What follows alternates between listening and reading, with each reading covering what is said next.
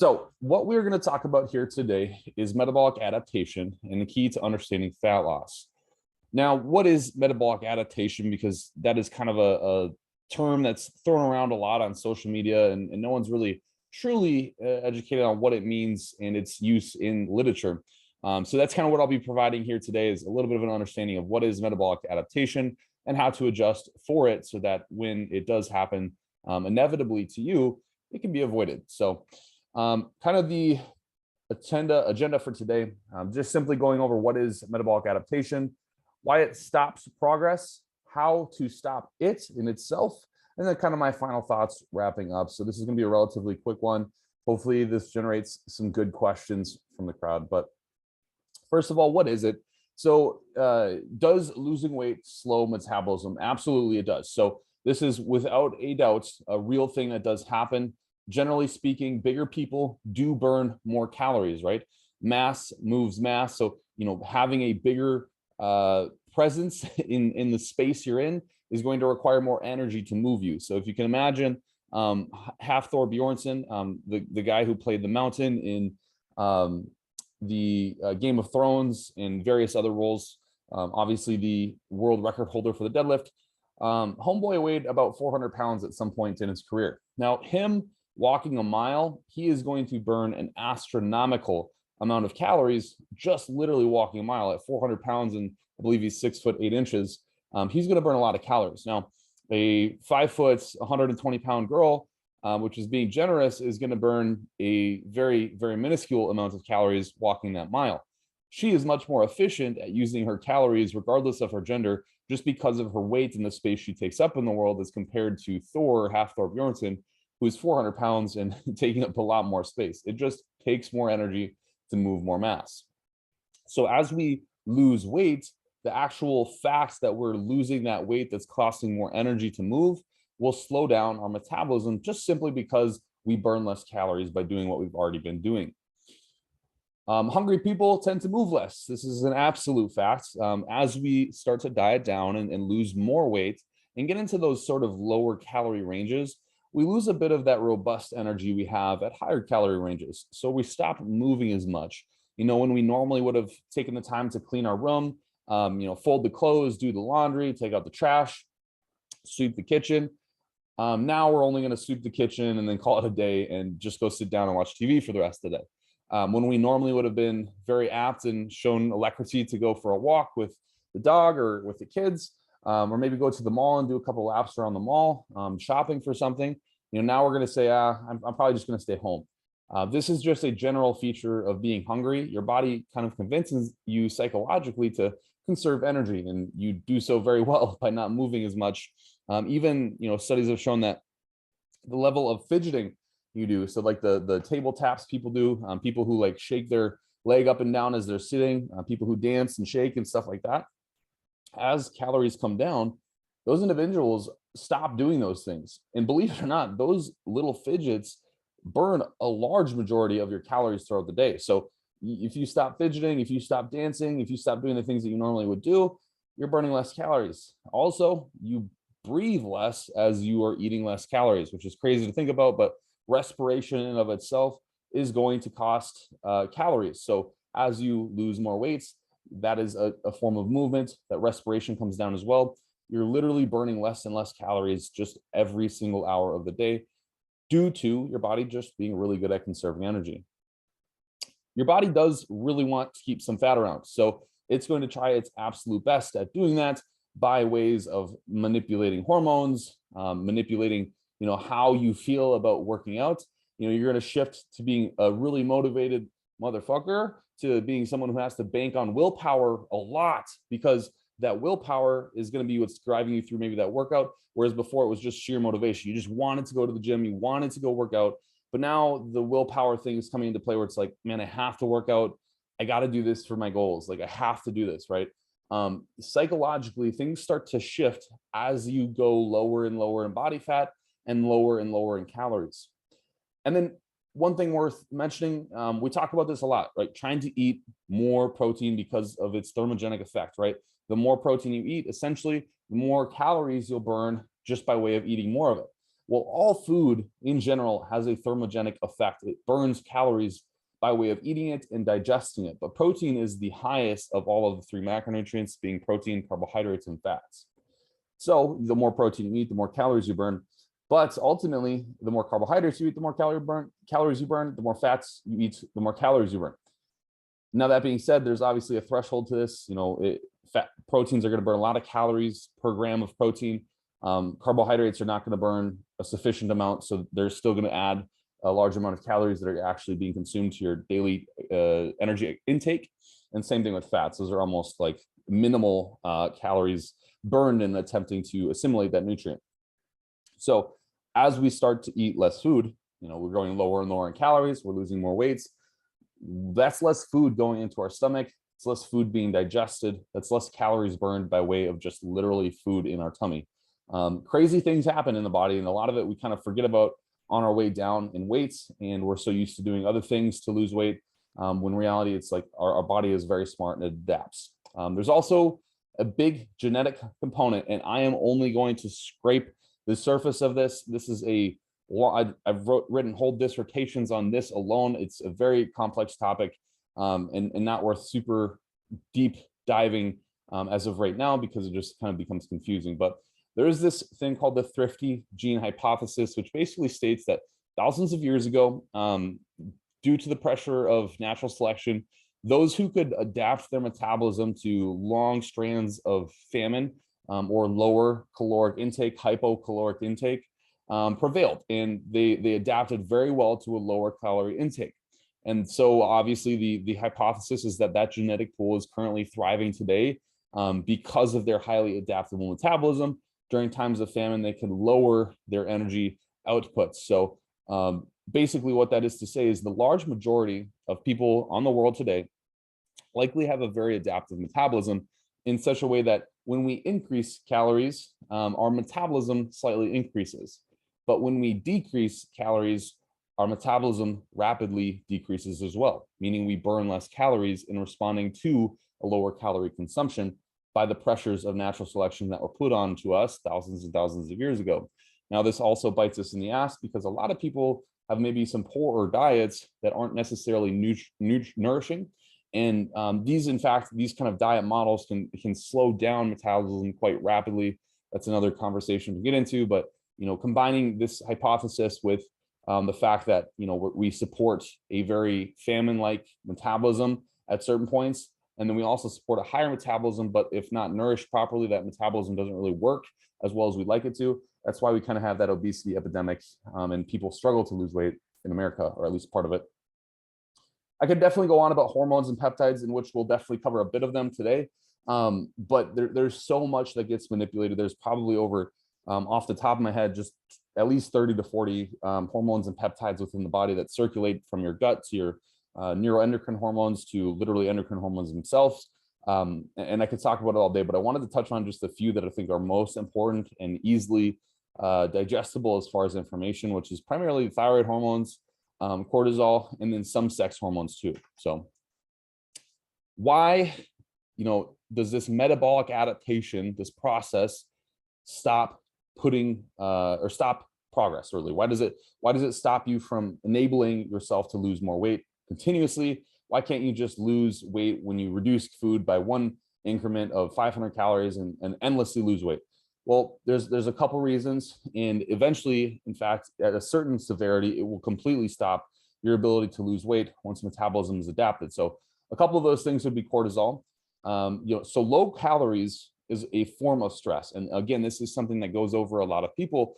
Even if you feel fine on a lower degree of calories, that might be good for you as a person interpreting it, but your body is still going to receive that as a stress. Now, there is a certain limit where your body literally cannot get the nourishment it needs by way of micronutrients and minerals from a low calorie intake. It is impossible at a calorie intake of almost 1,000 to get all the required nutrients in a day, unless you're very stringent on eating organ meats and different things. But it's very, very hard. So this puts your body into what's called a sympathetic state, or the fight or flight state, and that's an autonomic nervous system, half of your body that's more for the surviving of life. It's when you are in danger. And so your body responds by upping adrenaline and upping cortisol and upping stress hormones that put you on high alert. So temporarily, that's actually a good thing because it can make you perform through your workouts really well. It can actually help you burn more energy on the short term, but in the long term, when you're staying in these states for a very long time, i.e. like chronically under eating for weeks after weeks after weeks, that's when we start getting those red flags. Testosterone, estrogen, and thyroid hormones. So these are kind of like the primary hormones in which manipulate metabolism most heavily. So in response to a high degree of cortisol, consider cortisol like the antithesis of testosterone or any sort of anabolic hormone, a growth promoting hormone. So cortisol is going to downregulate testosterone. And because of it's simply because testosterone is derived from the same precursor molecule cortisol, or sorry, cholesterol as cortisol. So that was a lot, but testosterone and cortisol are made from cholesterol. And so if you have a high degree of cholesterol being synthesized, that cholesterol is being removed from the ability to synthesize testosterone and being put and pulled into the ability to synthesize cortisol. So high stress will reduce testosterone. Now, believe it or not, women have 200 times the amount of testosterone in their body as they do estrogen. There's this miscommunication that women somehow have more estrogen than testosterone. In fact, males have more estrogen than females. It's just that it's been kind of like the general consumption that, hey, you have more estrogen because you're female. You actually have 200 times the testosterone you do as estrogen. It is a absolutely essential molecule to living a good life. So cortisol decreases testosterone. Now, after a while, estrogen will decrease because testosterone is the precursor hormone to estrogen. There's a molecule called aromatase. It's an enzyme that breaks down testosterone and converts it into estrogen by removing carbon groups and so on. It's not super important, but estrogen will start to decrease as you lower testosterone. Now, a really cool study I might be able to pull up here, depending on if I do have it. So this is a cool study. I might as well just break down into it. We don't have a huge group, so I might as well go over some crazy cool stuff. Gonadal steroids, body composition, strength, and sexual function in men.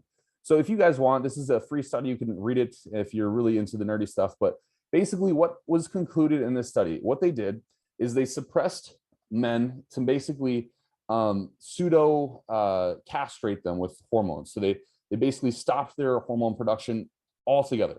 They didn't produce any testosterone and they didn't produce any estrogen by way of conversion of testosterone.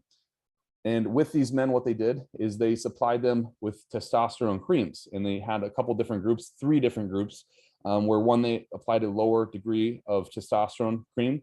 Another group, they applied a sort of standard degree of testosterone cream. And then the third group, they applied sort of a super physiological or a higher amount than needed of testosterone cream. Interestingly enough, what had happened was the 2 control groups were the group that took testosterone cream and had their estradiol at natural levels, just according to how much that testosterone had converted into estrogen, so healthy levels of estrogen. And then they had another group where they knocked out their ability to produce estrogens and subsequently still gave them that testosterone therapy. So the group with estrogen, as their levels of testosterone increased, they lost fat mass, gained lean muscle mass, gained bone mineral density, and gained sexual drive. Really awesome things as the dose increased on a linear scale.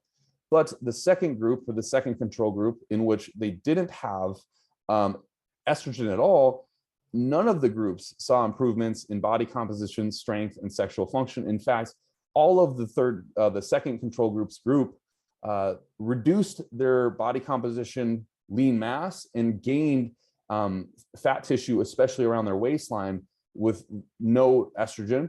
They lost strength metrics, and their sexual function rated by them was almost null. Their erectile dysfunction was through the roof. So this is to say that estrogen is almost more important when it comes to losing weight than testosterone. I think we have this whole like preconceived notion that testosterone is the key to losing more weight.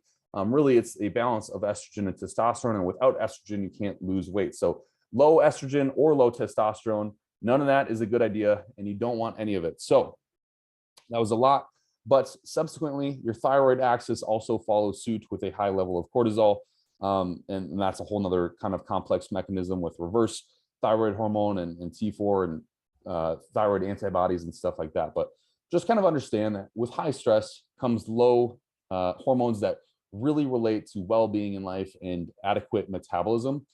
And then lastly, what's important to understand is insulin. Insulin is an extremely powerful hormone in our body. It's sort of a peptide actually, but I love it. It's a super fascinating one. There's so much to learn about it. It plays so many roles within our body. However, it can be quite hectic when we put ourselves into a chronic state of stress. So what does that mean? Well, when we're stressed, our body is really, really good at managing. Like, it's genuinely a king at managing how we handle stress. So our body will release glycogen, convert it into glucose, and put it into our bloodstream through the liver and through our muscles.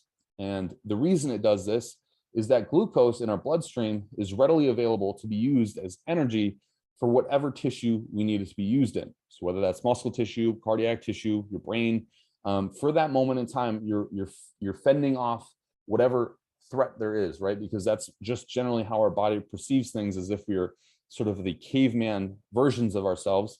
Our body's trying to perceive this stress, and it thinks of it as a threat directly to us. So it's going to release this energy so that we have energy stores to immediately act, due to a sprint, to punch someone away, to jump as high as we can. It's releasing as much energy and dumping it into our bloodstream. In a low caloric state, one could imagine that it's going to do this for the effect of having a better physical performance when trying to hunt your prey and capture, whatever animal. So there's a lot of reasons for this, but in response to that glucose being very high in your blood, insulin is released from the pancreas. Now, insulin is a phenomenal hormone. It controls your blood glucose levels so that they don't damage your body. Really important stuff. It's considered a sort of storage hormone. It stores that glucose in your blood into muscles and into other tissues like your liver. Now, the problem is when you're chronically stressed from these low caloric intakes, that glucose is constantly released, and subsequently insulin is chronically released. But insulin is its own negative feedback loop. Too much insulin would mean you are becoming less sensitive to that hormone. And so your pancreas over time needs to secrete more and more insulin to provide enough stimulus to put that glucose in your bloodstream back into tissues. But again, those receptors on the cells or in the tissues that are trying to be the storage components for the glucose, they quickly become insensitive to insulin. And so your body needs to produce more and more to tell that tissue, hey, you need to start eating more energy. You need to start eating more energy. Now, the reason that insulin gets a bad rap is because it is a storage hormone. Glucose or glycogen can be stored in adipose tissue or in fat tissue. So, if you have a high circulating insulin 24/7 because you're super stressed, no bueno for fat loss. You're actually going to be storing more fat than you would be releasing it to use as a method of fuel. So catabolically, insulin is going to prevent that. In fact, it's going to be anabolic, whereas it would normally be a catabolic environment without the high degree of insulin. That's why cortisol in the short term is a really beneficial thing, because it releases those fatty acids into your bloodstream to be burnt as energy. But as they chronically stay high over time, and that insulin is starting to elevate, that's when you really run into some troublesome issues and begin to experience sort of this weight resistance or weight loss resistance in general. So how to stop it? These are personally tactics that I use to try to develop an understanding of clients and how they work and what their bodies need. There's several different methods to do this, but the couple that I've found is very useful, and some of these might be concurrently used together. Diet breaks. So this is a big one, and many of my clients have experienced these as well. I take long periods of time. Sometimes it can be a week, sometimes 2 weeks, sometimes even 3 weeks to return calories to sort of a baseline level, a maintenance level of calories, if you will. So the calories they will escalate up to a degree at which body weight is not being accumulated rapidly, but it's certainly not being lost rapidly. If it's lost, that's an awesome side effect. Your body's probably just reducing a ton of stress, allowing it to burn a little bit more tissue than it normally would. But if we're able to maintain weight, more than anything, that's awesome, because that means your body is reaching homeostasis at a higher degree of calories.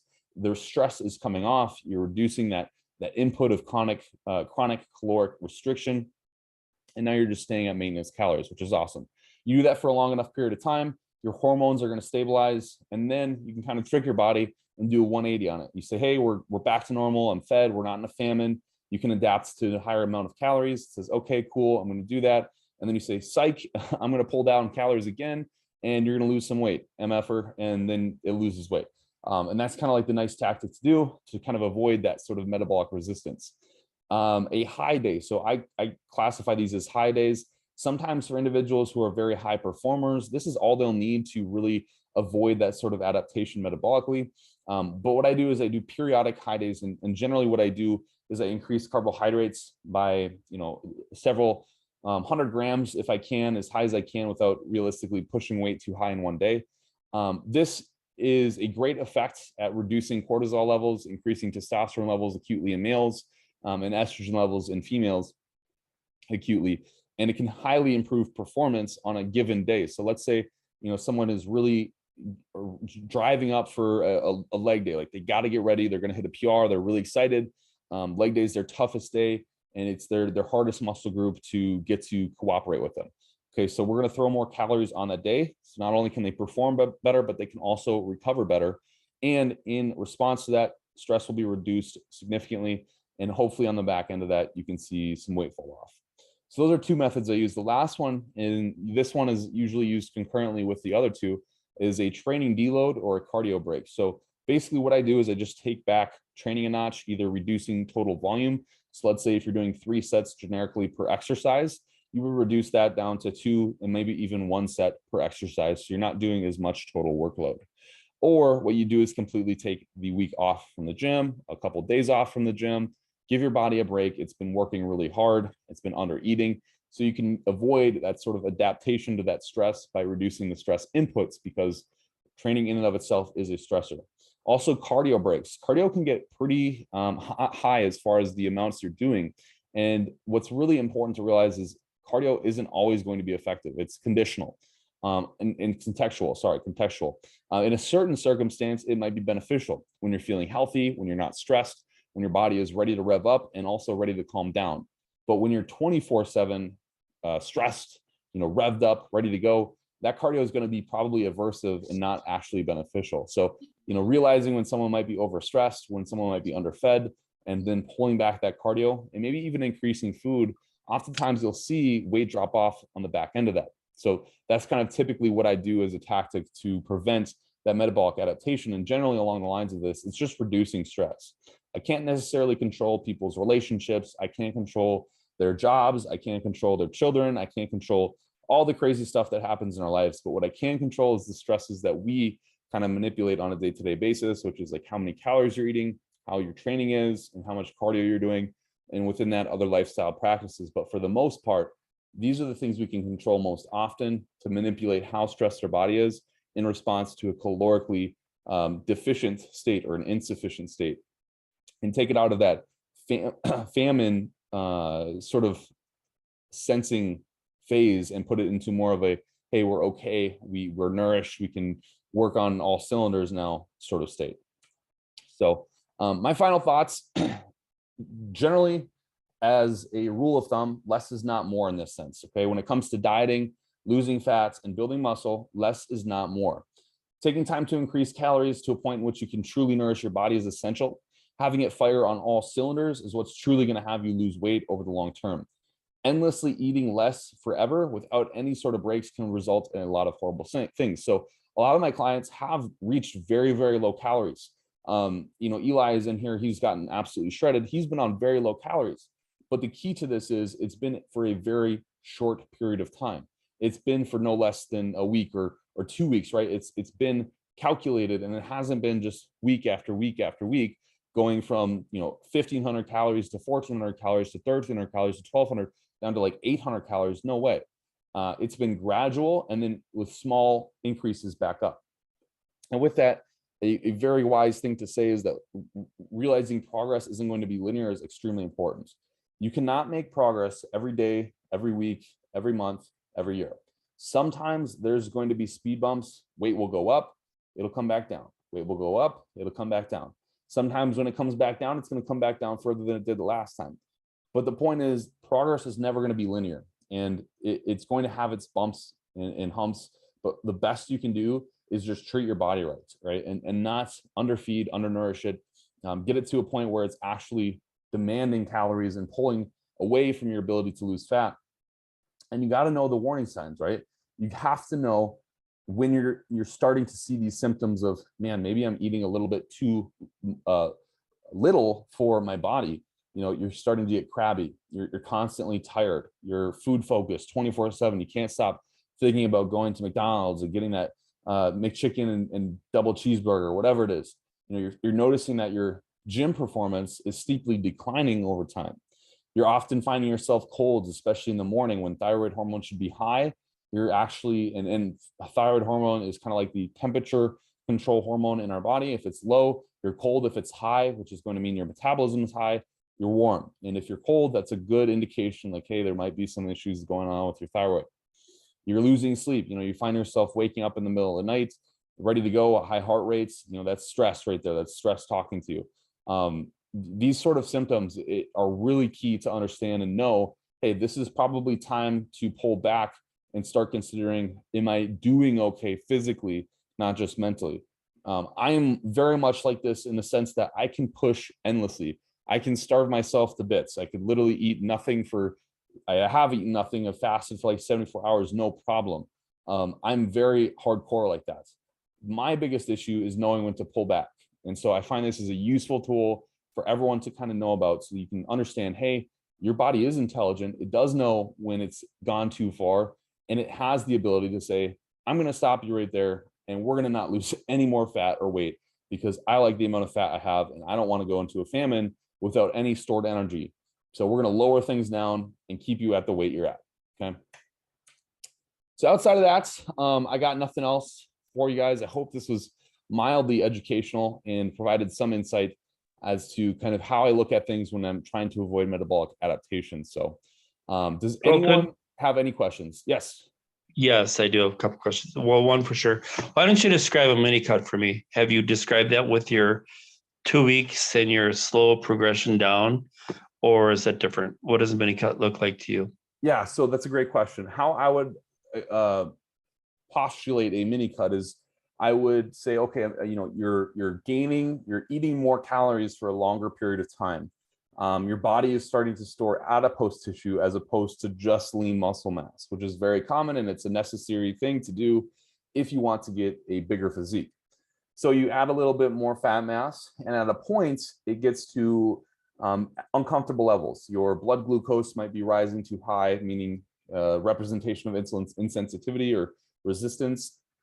Your digestion isn't necessarily working so great, so the food you're putting down is becoming overwhelming, and thus your GI just simply can't handle it. You're getting acid reflux, other things like that. Training is becoming sloppy and sluggish. These are clear signs, along with excessive weight gain in a unfavorable fashion, that a mini cut might be needed. So taking what I would say is a 4 to 6 week break where you increase cardio quite sharply. So maybe going from 10 to 15 minutes of cardio per training session up to 40 to 50 minutes of cardio per training session, and then reducing food quite sharply at about a 500 calorie drop as far as across the week on both rest days and training days for 4 to 6 weeks, regain insulin sensitivity, drop off the excessive water on your physique from all the excessive food, and then lose a little bit of fat tissue in the process, regaining the insulin sensitivity. On the grand scheme of things, you're going to lose 10, maybe 12 pounds. But where you're at when you're leaner should be a better physique than where you were leaner before. And then you'll start pulling back up again, dropping cardio completely down, and increasing calories incrementally from then. Again, so it's a very short version of what like a cut would normally be, like usually like a 16 to 20 week cut, but you're doing it in a fashion that's going to enhance your ability to accumulate more tissue as you progress forward. So thank you. So then how does that differ from the 2 week diet that you talked about? Like the diet break? Yes. So that's almost, go ahead. I thought you were talking about a 2 week reduction in calories and then going back to maintenance. Yes, I can see the confusion there. So I was talking about a diet break. And so a diet break would be the opposite of a mini cut. A diet break would be your increase in calories to maintenance for 2 weeks, to reduce your body's stress so that you're not overly underfed for a long period of time. So let's say you're dieting for 8 weeks straight and you are absolutely dogging it. You're tired, you're hungry. It's very hard to convince yourself to hop on the treadmill day after day. It might be worth taking time, and weight has stalled out. It might be worth taking the time to do a 1 to 2 week diet break where you bring calories up, 300 to 400 calories for a series of days, assess how your weight's moving and hold it there for a couple weeks. Like I said, 1 to 2. Once your body is recovered, it's regained the ability to perform, and hasn't male adapted to a lower degree of calories, then you can pull them back down and kind of do that 1-2 on your body where you're like, hey, we're recovered, we're not starving anymore, and then pull calories sharply back down again right after that to continue the process. Calories down and cardio back up. Right, exactly. Got it. All right. Thank you. Yeah. Jessica, do you have a question? I don't know if. No, Okay. I'm good. My thing showed a hand, and I thought it was like you raising your hand, but it was actually my screen just raising my hand for me. So, all right. Well, if no one else has another one. questions, oh, go ahead, CJ. So then what if, do you promote, or what do you think of this stance? Maintenance calories for maybe a month, and then a 2-week cut, and then maintenance calories again. Yeah. So I've actually seen it in the reverse, where there's been 2 weeks maintenance calories, 4 weeks cut, 2 weeks maintenance calories, 4 weeks cut. And that's been in research. That's usually what they do in research, is like a 2-week diet break. Honestly, I don't think there's nothing wrong with that. And I guess it's just how sharply do you want to bring calories down, and how steep of a deficit do you want to enter? If you're and how long do you want to wait before you hit your goal? Yes, exactly. The more diet breaks you take, the more you're going to be prolonging the end goal. So, but it might be more sustainable. Yes, exactly. That's the whole point, is like, you're going to be able to progressively lose weight over time if you do it in this method, but you're really going to be biting the bullet if you just go straight down and try to push weight down continuously. I like to more reactively say, hey, a diet break might be needed right now, just by determining off an individual's well-being. How are they doing? How are they performing? If a diet break is needed, that's awesome. But sometimes you can go a whole 12 weeks, even higher than that, without needing one, just because a person is so well off, just with their recovery, with their stress management, with those types of things. But not everyone's like that, of course. So it can be really useful in that sense. There's genetics play into that, don't they? They just certainly do. Yeah, your genetics to sustain, from metabolic adaptation. Like that's me for sure. I can eat a ton of food and not gain weight, and I can immediately drop 1 meal a day on accident and I'll lose 8 pounds. Like I don't change. I just like am the constant on fire all the time. And so like my genetic trait is that I have as a benefit is like I don't metabolically adapt. So like when I cut calories, I lose weight like the snap of my fingers and it just comes off.